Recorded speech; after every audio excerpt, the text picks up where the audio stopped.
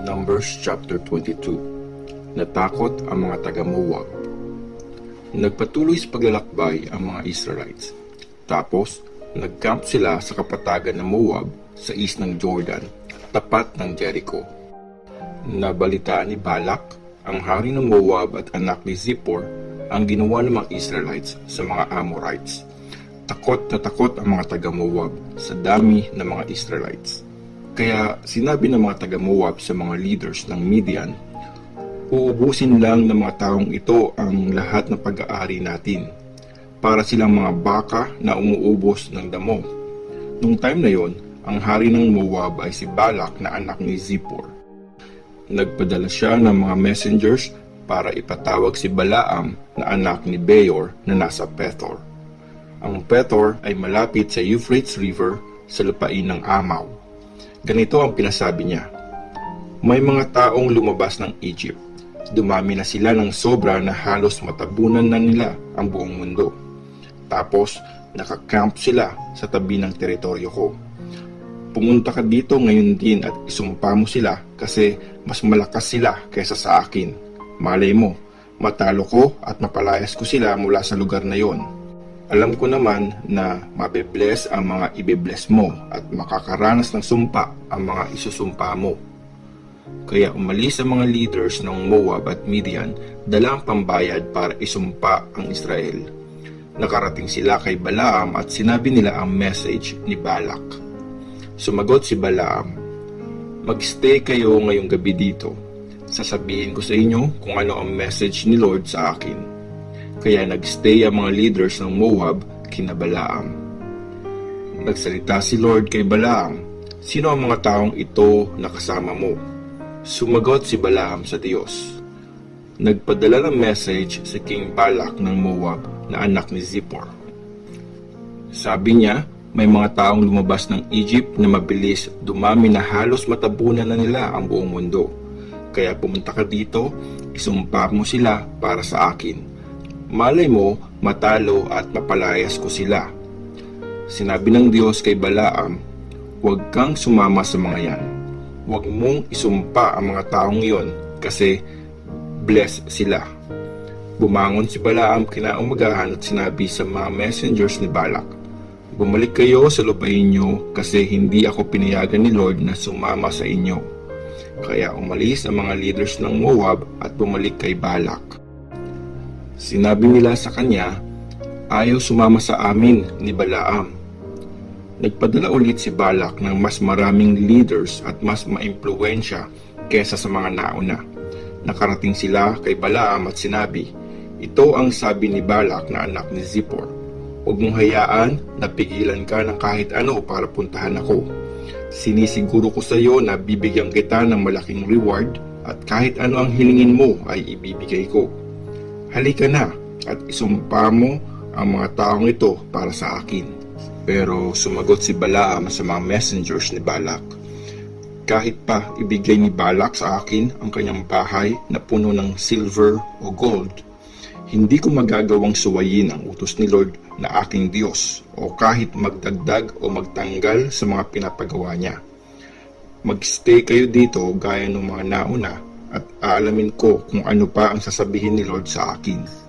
Kinagabihan nun, nagpunta ang Diyos kay Balaam at sinabi sa kanya, pag pinuntahan ka ng mga messengers para ipatawag, mag-prepare ka at sumama sa kanila. Pero gawin mo lang kung ano ang pinapagawa ko sa iyo.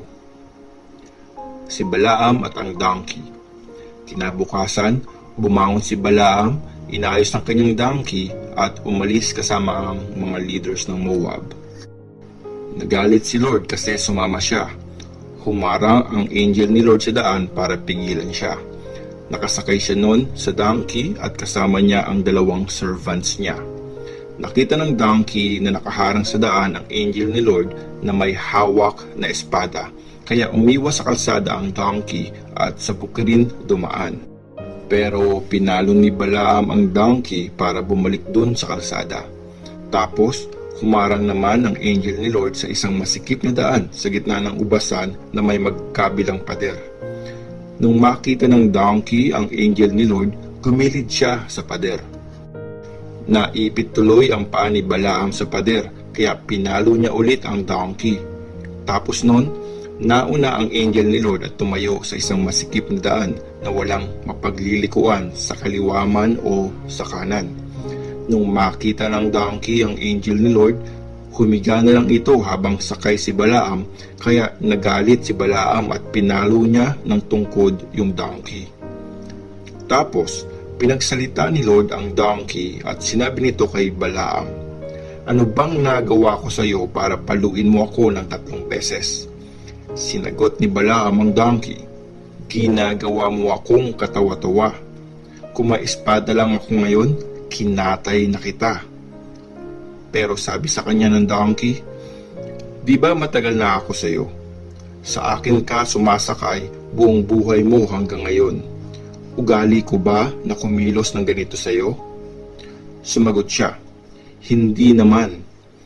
Tapos, minulat ni Lord ang mga mata ni Balaam at nakita niyang nakatayo sa daan ang angel ni Lord na may hawak na espada.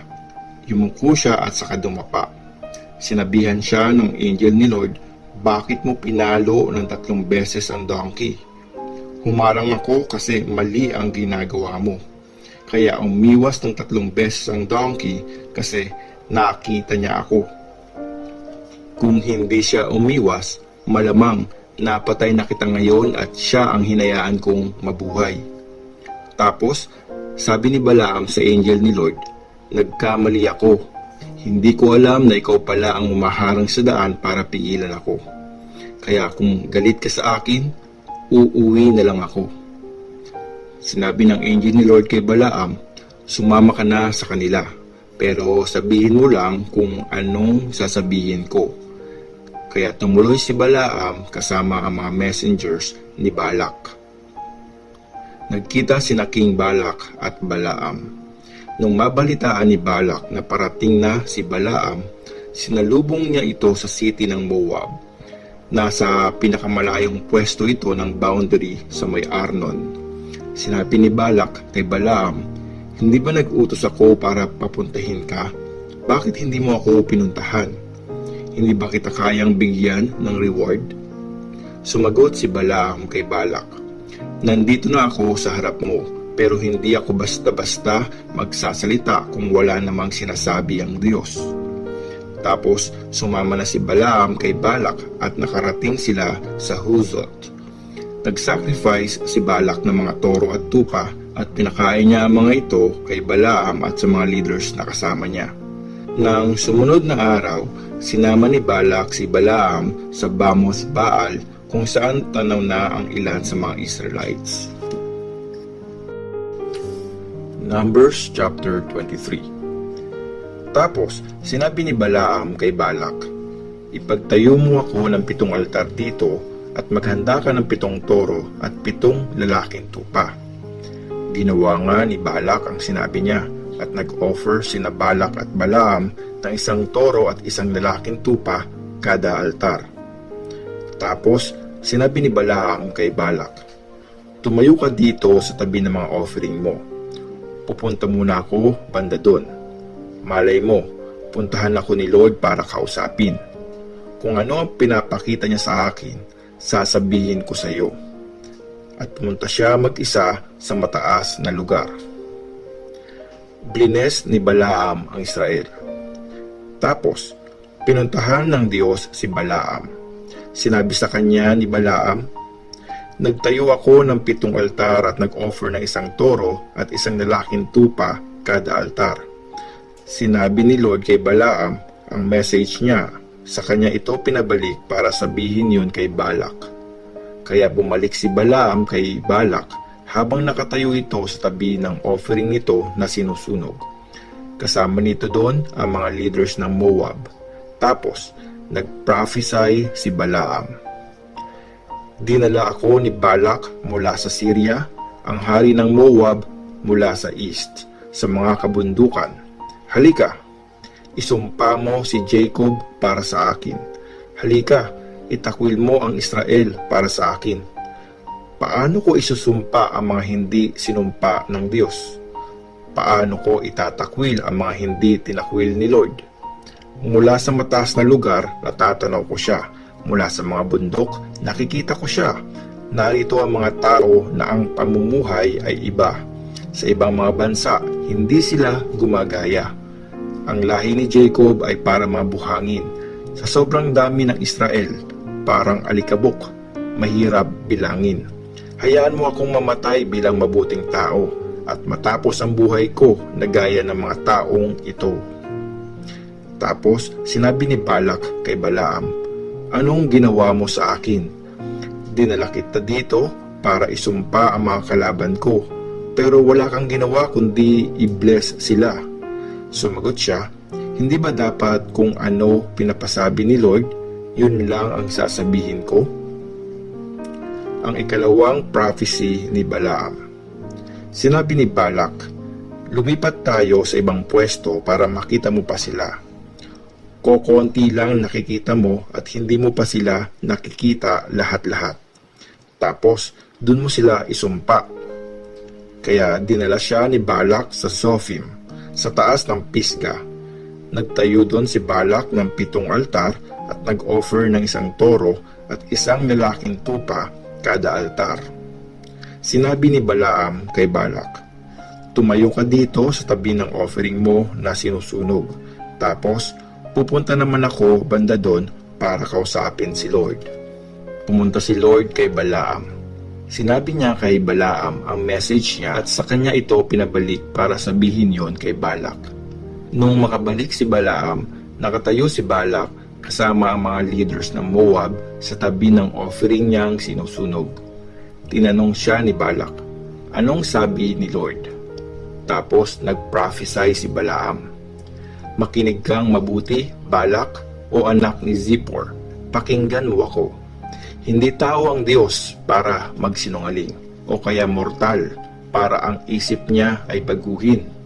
Nag-promise ba siya, tapos hindi niya tutuparin? Nagsabi ba siya, tapos hindi niya gagawin? Ang i-bless sila, yun ang utos niya sa akin. Nagbigay siya ng blessing at hindi ko yun pwedeng bawiin. Hindi niya binigyan si Jacob ng kahirapan o kaya pinaranas ang Israel ng kaguluhan. Si Lord na Diyos nila ay kanilang kasama. Tinuturing siya na hari nila. Ang Diyos ang nag-alis sa kanila sa Egypt. Lumulusob para sa kanila na parang torong di mapigil. Siguradong walang kulam nagagana kay Jacob o kaya sumpa na sa Israel ay tatalab. Ganito ang sasabihin ng mga bansa kay Jacob. Tingnan nyo ang ginawa ng Diyos sa Israel. Tingnan nyo, tumatayo na ang Israel na parang mga layon. At parang mga layon kung sila ay bumangon. Hindi siya magpapahinga hanggang hindi pa ubos ang pagkain niya at hanggang hindi pa naiinom lahat ng dugo ng kanyang biktima. Tapos, sinabi ni Balak kay Balaam, huwag mo na nga silang isumpa at huwag mo na rin silang i-bless. Pero sinagot ni Balaam si Balak, di ba sinabi ko na sa iyo kung ano ang sabihin ni Lord, yun ang gagawin ko. Ang ikatlong prophecy ni Balaam. Kaya sinabi ni Balak kay Balaam, tara, dadalhin kita sa isa pang lugar para pumayag na ang Diyos na isumpa mo sila para sa akin pag nandun na tayo. Kaya dinala ni Balak si Balaam sa tuktok ng Mount Peor kung saan tanaw ang desert. Sinabi ni Balaam kay Balak, ipagtayo mo ako ng 7 altar dito at maghanda ka ng 7 toro at 7 lalaking tupa. Ginawa nga ni Balak ang sinabi ni Balaam. Nag-offer siya ng 1 toro at 1 lalaking tupa kada altar.